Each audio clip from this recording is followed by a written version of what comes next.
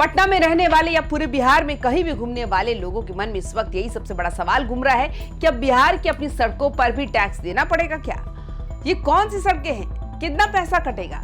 क्या आम आदमी के लिए इससे बचने का कोई रास्ता है भी या नहीं, या फिर हर मोड़ पर जेब कटना बिल्कुल तय हो चुका है?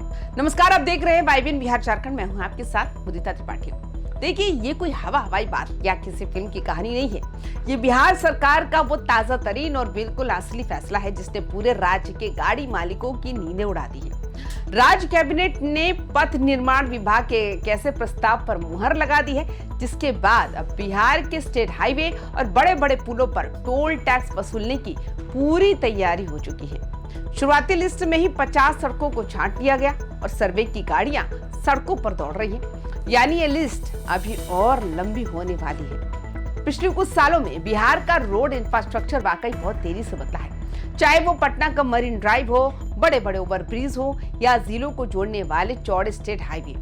लेकिन कहानी में ट्विस्ट ये है कि शानदार सड़कें बनाना जितना मुश्किल और महंगा काम है, उससे कहीं ज्यादा पैसा और मेहनत उनके रखरखाव यानी मेंटेनेंस में लगती है। केंद्र सरकार से नेशनल हाईवे के लिए तो फंड मिल जाता है, लेकिन जो सड़कें राज्य सरकार के अंडर आती हैं, उनका पूरा खर्च राज्य को अपनी जेब से उठाना पड़ता है। अब सरकार का तर्क ये है कि अगर सड़कों को हमेशा चकाचक रखना है, कहीं कोई गड्ढा ना हो, बारिश में सड़कें ना टूटे, तो उसके लिए एक बहुत बड़े और रेगुलर फंड की जरूरत होती है। और इसी फंड का जुगाड़ करने के लिए सरकार ने अब यूजर चार्ज यानी टोल टैक्स का रास्ता चुना है। सरकार का प्लान है कि इन टोल प्लाजा से जो भी रेवेन्यू आएगा उसे सीधे नए प्रोजेक्ट्स को पूरा करने और पुरानी सड़कों की मरम्मत में लगाया जाएगा। लेकिन यहीं पर एंट्री होती है सिक्के के दूसरे पहलू की, यानी हमारे और आपके जैसे आम आदमी की। सरकार के लिए तो ये विकास का एक जरिया हो सकता है, लेकिन एक आम नौकरी पेशा इंसान, रोज कमाने खाने वाले छोटे व्यापारी या ऑटो टैक्सी चलाने वाले भाइयों के लिए ये किसी बड़े झटके से कम नहीं। पहले से ही पेट्रोल डीजल के दाम जो है वो आसमान छू रहे हैं।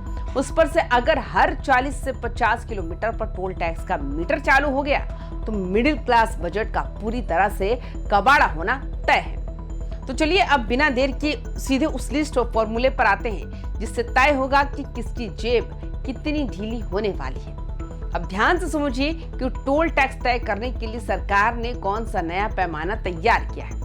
सरकार ने साफ कर दिया है कि हर सड़क पर आंख मूंद कर टैक्स नहीं वसूला जाएगा। इसके लिए बाकायदा सड़कों की चौड़ाई और उनकी कैटेगरी को आधार बनाया गया है। सबसे पहली राहत की बात सुन लीजिए। अगर कोई सड़क 5 मीटर से कम चौड़ी है तो आपको बिल्कुल भी टेंशन लेने की जरूरत नहीं। उन पतली और ग्रामीण सड़कों को इस लिस्ट से पूरी तरह बाहर रखा गया, यानी कि गांवों और छोटे कस्बों को जोड़ने वाली सड़कों पर फिलहाल कोई टोल नहीं लगेगा।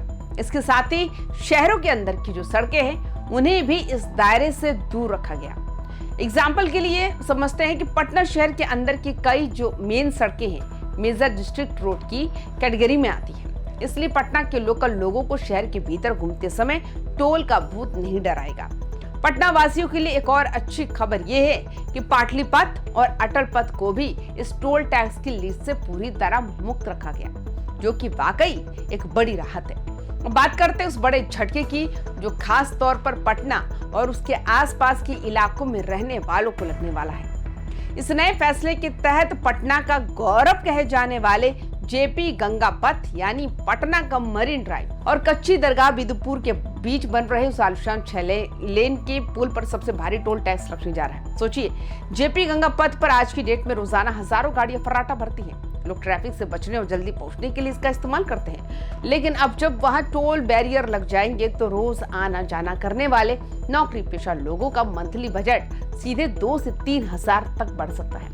इसके अलावा पटना से बख्तियारपुर के बीच जो पुराना NH30 है उसे भी राज्य सरकार अपने कब्जे में लेकर लो टोल लिस्ट में शामिल करने की पूरी प्लानिंग कर चुकी है। अब आप पूछेंगे टैक्स का रेट कैसे तय होगा, तो इसका सीधा सा गणित है। जितनी चौड़ी सड़क उतना ज्यादा टैक्स। 6 लेन की सड़कों पर सबसे प्रीमियम रेट वसूला जाएगा। अगर सड़क की चौड़ाई या लेन कम है तो टोल का रेट 60% तक कम हो सकता है, यानी गाड़ी के हिसाब से और प्रति किलोमीटर की दूरी के हिसाब से अलग अलग रेट तय किए जाएंगे। कार के लिए अलग होगा, बाइक के लिए अलग होगा और कमर्शियल गाड़ियों के लिए एक अलग। लेकिन यहाँ पर सरकार ने एक बहुत ही कड़ा नियम भी बनाया है, खासकर खनन यानी माइनिंग वाले इलाकों के लिए। जिन रूटों से बालू, गिट्टी या कोयले के ट्रक गुजरते हैं, वहां चौड़ाई का कोई फॉर्मूला काम नहीं करेगा। उन इलाकों में सड़कों को जो नुकसान पहुंचता है, उसकी भरपाई के लिए सरकार सीधे प्रति किलोमीटर के हिसाब से भारी भरकम टोल वसूलने वाली है और वहां किसी भी गाड़ी को कोई छूट नहीं मिलने वाली। एक पल के लिए हम सरकार के स्तर को मान भी लेते हैं तो बेहतरीन सुविधाओं के लिए थोड़ा पैसा तो देना भी पड़ेगा, लेकिन इसके साथ ही एक बहुत बड़ी जिम्मेदारी और पारदर्शिता भी आनी चाहिए। बिहार में जहां पहले से ही कई जगहों पर लॉ एंड ऑर्डर और मैनेजमेंट को लेकर सवाल उठते रहे हैं, वहां इन 50 नए टोल प्लाजा का मैनेजमेंट कितना पारदर्शी होगा। एक और बात, इस फैसले का सीधा असर महंगाई पर भी पड़ने वाला है। जब कमर्शियल गाड़ियों और ट्रकों से ज्यादा टोल वसूला जाएगा तो पटना और आसपास के बाजारों में आने वाली जो सब्जियां होंगी, फल होंगे, दूध होंगे और राशन का सामान भी महंगा हो जाएगा। यानी घूम फिर कर इस फैसले की पूरी मार उसी आम आदमी की जेब पर पड़ने वाली है, जो पहले से ही रोज के खर्चे, घरेलू खर्चों को संभालने में दिन रात एक कर रहा है। देखिए, अगर आपका डेली रूटीन उन सड़कों से गुजरता है तो 5 मीटर से कम चौड़ी है या जो पूरी तरह से शहर के भीतर है, तब तो आप बिल्कुल सेफ है। लेकिन अगर आपको हाईवे या जेपी गंगा पथ जैसे रूट्स का इस्तेमाल करना रोज है तो आपको अपनी आदतों में थोड़ा बदलाव करना पड़ सकता है। अभी तो सिर्फ कैबिनेट से सैद्धांतिक मंजूरी मिली है और 50 सड़कों को ही चिन्हित किया गया है। अभी सड़कों का फाइनल सर्वे चल रहा है। बहुत जल्द विभाग की तरफ से एक ऑफिशियल नोटिफिकेशन भी जारी किया जाएगा, जिसमें हर एक गाड़ी के लिए प्रति किलोमीटर का रेट फिक्स किया जाएगा। तो दोस्तों, बिहार के सड़कों पर लगने वाले इस नए टोल टैक्स के पूरे खेल की यही है असली इनसाइड स्टोरी। एक तरफ सरकार के पास फंड जुटाकर विकास की रफ्तार को बढ़ाने का तर्क है, तो दूसरी तरफ आम आदमी के सिर पर बढ़ता हुआ ये एक एक्स्ट्रा आर्थिक बोझ है। विकास का ये रास्ता कितना सही है और कितना गलत, ये तो आने वाला वक्त ही बताएगा।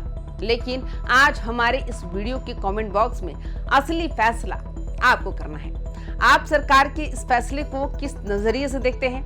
क्या आपको लगता है कि जेपी गंगा पथ जैसे बड़े प्रोजेक्ट्स पर टोल टैक्स लगाना बिल्कुल सही है, या फिर आपको लगता है कि टैक्स पेयर से दोबारा इस तरह पैसा वसूलना गलत है? अपनी राय नीचे कमेंट बॉक्स में खुलकर लिखिए। बाकी तमाम खबरों के लिए देखते रहिए वाई विन बिहार झारखंड। नमस्कार।